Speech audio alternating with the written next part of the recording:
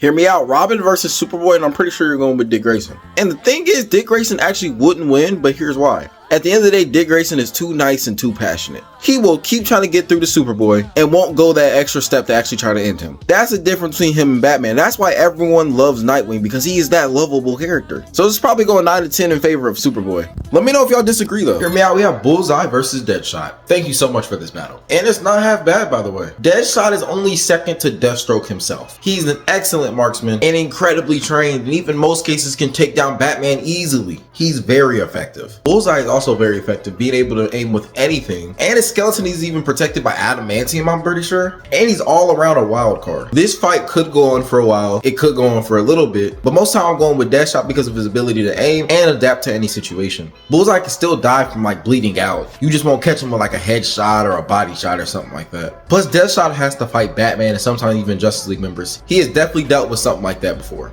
I'm going Deadshot 6 to 7 out of 10 times and Bullseye 3 to 4. What do y'all think? Hear me out. Thank you so much for this idea, Dread Knight. We got Bumblebee versus Wasp. Not a bad battle, but I'm gonna honestly have to give the edge to Wasp, and here's why. Bumblebee is an amazing character, but when it comes to fighting, she's not the best. Usually she either loses or she wins barely or holds out till someone else helps her. But against Wasp, intellectually, she is way up there. Tech is her thing. She can figure out machines, gave Cyborg a run for his money, the living computer, and it's called several problems for Tech using villains. But when you have the Wasp, even though she didn't create what she has, she uses it just amazingly. Her combat is amazing, her leading expertise are amazing, and if all goes bad, she's ready to take that extra step. Not only can the Wasp shrink, she can also grow to an incredible height. In the end, I feel like Wasp is taking a 7 out of 10 to Bumblebee's 3 out of 10. What do y'all think though? Hear me out. Jean Grey is one of the most powerful mutants in all of the X-Men. Reason being is for her telekinesis and her telepathy. These are two of the most powerful combos you could have. Let me dive into the telekinetic side. Now you already seen what Magneto can do, just controlling metal, iron, stuff of that nature, and that man is so incredibly powerful. He has an electromagnetic force field. He can essentially kill you with anything. He can lift up stadiums, trains, whatever he wants really. Now for Jean Grey, she could do that, or she could literally lift the ground up, cause earthquakes, bring up skyscrapers. She scales way above Magneto when she is trained. Not only that, when she gets so good with it, she can lift up people that don't even have metal on them or in them, meaning she can lift you and throw you across the ocean. Her telekinesis is endlessly powerful. Now when we fall over to the telepathy side, that's where we get even more powerful. Charles Xavier with Cerebro is able to take down the whole world, just causing a little something to go on with them mentally and killing everybody. Jean Grey could also use this ability with Cerebro, but on her own, she could do it anyway. In the vicinity, all over the world, because of my next statement, the Phoenix has always been with her. Charles helped hold it back, and in some irritations it did hit her on that ship, but usually it's what unlocks it. The reason why it's so powerful because it gives her endless power, meaning she could clear anyone her path. The only one who could be sort of a stalemate for her is probably Scarlet Witch, and I have my reasons on who I think would win that. Anyway, I just want to end this statement with put some respect on Jean Grey's name. And if anybody's been keeping up with X-Men 97, we saw what Madeline Pryor could do. Boy, wait till y'all see an angry Jean Grey. Might honestly be scarier than the Dark Phoenix. Hear me out, Black Canary versus Black Bolt. Thank you so much for the idea, but you gotta be joking with me. Where do you think this is an actual battle? Because Black Bolt has a sense of durability that Black Canary couldn't even get past. He has fought Gladiator, he has fought Hulk, he has fought Thor. Hell, he's fought all the Avengers and even some of the X-Men. Not to mention, a Screaming Ultimate Spider-Man blew his whole city up in the air. He has destroyed planets, moons, sent the Hulk flying back, and has done at least 100 other crazy things. And I'm not just buffing him. Black Canary genuinely isn't strong enough. There's literally no way she's gonna beat him. I'm sorry, but this is a blowout by Black Bolt. What do y'all think though? Hear me out. Who is Darwin? Well, Darwin might have the most powerful mutant ability in all of the X-Men. Real name Armando Munez is a powerhouse, meaning he can survive anything that is thrown at him. Wolverine tries to stab him with adamantium, his body can turn into vibranium. Meaning Storm throws lightning at him, his body can turn into fire or something. If Thanos tries to snap him away, he could teleport to the other side of the universe. But whatever it is, he will survive, and he has no control over it, making him even more powerful. Because not only will it get him out of the situation, it's completely random. It could kill the person trying to kill him. And X-Men First Class did a horrible job of trying to show this character. I hope this helped on y'all figuring out who he is. Hear me out. I know I look crazy. I'm in the middle of redoing my hair actually. But thank you so much for this idea. We have Spawn versus Dr. Fate. Now this would be a good battle because Dr. Fate is incredibly strong. And I mean incredibly. Nabu is basically a god, not the god. Reason for that clarification, because Spawn is no slouch either. He beats Satan and God at the same time, and even banished both of them, and blocked heaven from earth. I'ma say this again. He beat God and the devil at the same time. If that isn't reason enough for him to beat Dr. Fate, I don't know what is. This is a battle, so what are your thoughts down below? Hear me out. We got the top 10 strongest X-Men. One, I got Magneto. Magneto obviously is really powerful. We even seen what he can do in X-Men 97. Next, I have Storm, because she's basically a god. She can control the weather, she can control the earth. She should not be underestimated. Next, I have Jean Grey for obvious reasons, even with the Phoenix. We have Legion. If y'all don't know who Legion is, every personality has a different power. He's also Charles Xavier's son. I also have Mr. M. If y'all don't know who that is, he can basically control molecules. He is incredibly powerful. Next, I have Hope Summers, Cyclops and Jean Grey's daughter in the future. She also can control the Phoenix. Now, I didn't know whether to switch her with Juggernaut or not, because Juggernaut should not be a slouch either, and he is very, very powerful. Because once he starts going, you basically can't stop him unless you're a telepath or Hulk. Next, I have Exodus. Exodus is really powerful. Honestly, I believe he's one of the strongest mutants in general on the planet. Iceman is no slouch. He can control clones all with the same power. Reforming is basically unkillable. Make anything ice. Freeze you exactly where you stand from the water inside of you. He's very OP once he starts getting serious. Next, we have Franklin Richards. Y'all obviously knew who's gonna be on this list. This guy is an insane reality warper. Last, though, I have Rasputin. If y'all don't know who that is, she is created by Mr. Sinister in the future, and she actually has multiple powers, including Colossus' skin, Laura Kinney, which Wolverine's healing. She even has telepathy and intangibility from Kitty Pryde. Now, I don't know for sure, but this is my opinion, and this is who I believe to be the top 10 strongest. Let me know your thoughts down below, and I hope y'all enjoyed this series. Hear me out. Rune God Thor versus Loki God of Stories. If y'all don't know who Rune God Thor is, he basically surpasses his father Odin. He does everything he did but to a T. Odin hung himself near death. Thor actually did it to death.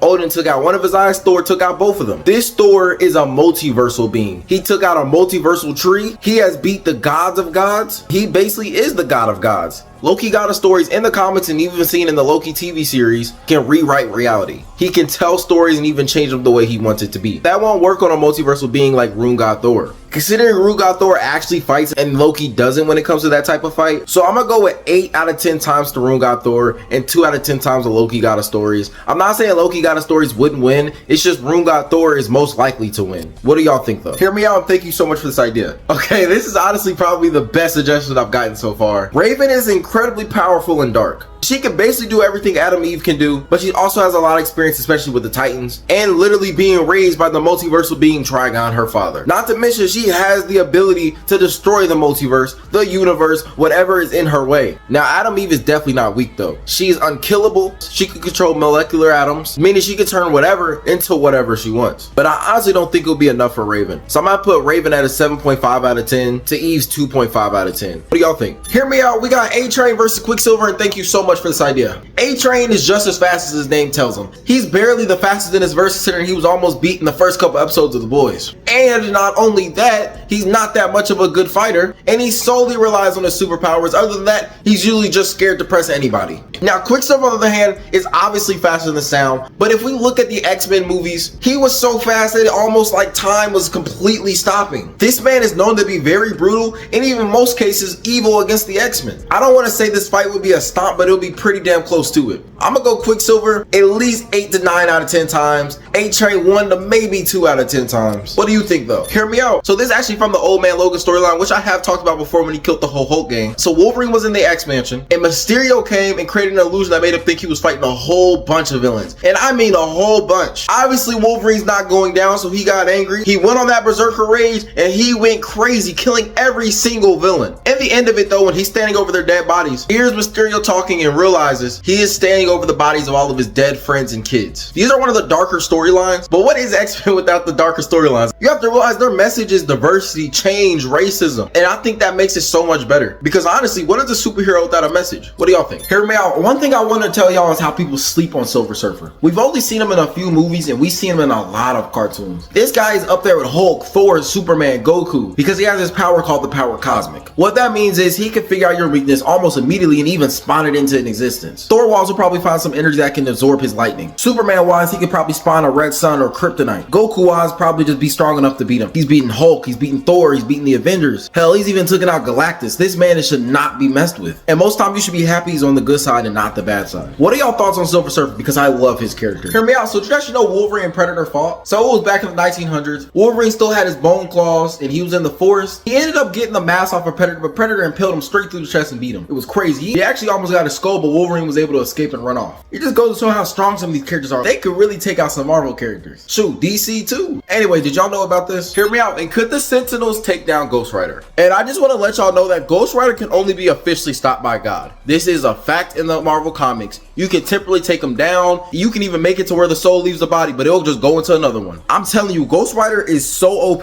that he won't stop until he's taken his vengeance upon you. Meaning his hellfire, his weapons, his pettiness will take you down. And it will take all those Sentinels down. Now it will take them a little minute because they adapt, but that won't matter to somebody like Ghost Rider because they'll have to adapt to godlike abilities. What do y'all think though? Hear me out. Today we're going to be exploring Wolverine's regeneration. And number one, I got the fact that Hulk actually ate him and Old Man Logan. He survived it and clawed his way through Hulk. Second, kind of the same thing, but Hulk actually tore his body in half. I'm starting to think adamantium ain't that strong no more. Another one was when him and Jean Grey were flying into the sun. He actually killed her so she had to go through the pain, but he did. Luckily though, the Phoenix revived itself and it got them both out of there. Another time, all of his flesh was burned off fighting a villain, and it just kind of turns him into this pool of blood and melted body bits. Fifth, it's not really that bad compared to everything else, but he did survive a nuclear blast. Just think about that. He survived a nuclear blast, and he's not Superman. Hear me out. The top 5 strongest members of the Bat family. So at number 5, I'm putting up Red Hood. He's mostly slept on, but this man can control crime in about a night. In a sense, he's more dangerous than Batman because he'll actually pull the trigger. At number 4, I got Damian Wayne. The reason why I got Damian Wayne here is because when he grows up and actually is as old as the other Robins, he is not someone you want to mess with. At number 3, obvious choice by the way, is going to be Nightwing. Nightwing is one of the best characters in DC. He's an inspiration to all, and with the amount of stuff he's been through, he should honestly be a villain, but he strives to be the greatest hero he can be. At number 2, I actually got Cassandra Cain, aka the Spoiler. If y'all don't know who this is, she actually showed up in Young Justice. She is the daughter of Lady Shiva. What makes her so powerful is she can copy moves just like Taskmaster and can even read your movements from your body language. At number 1, this should always be the answer, Batman. No explanation needed. Hear me out. Who's the most overrated superhero of all time? He's technically not a superhero, but let's be honest here. Batman is the most overrated character in fiction. I love him. Everyone loves him actually. But you have to realize when prep time becomes ridiculous. This man has beat the Justice League, Superman,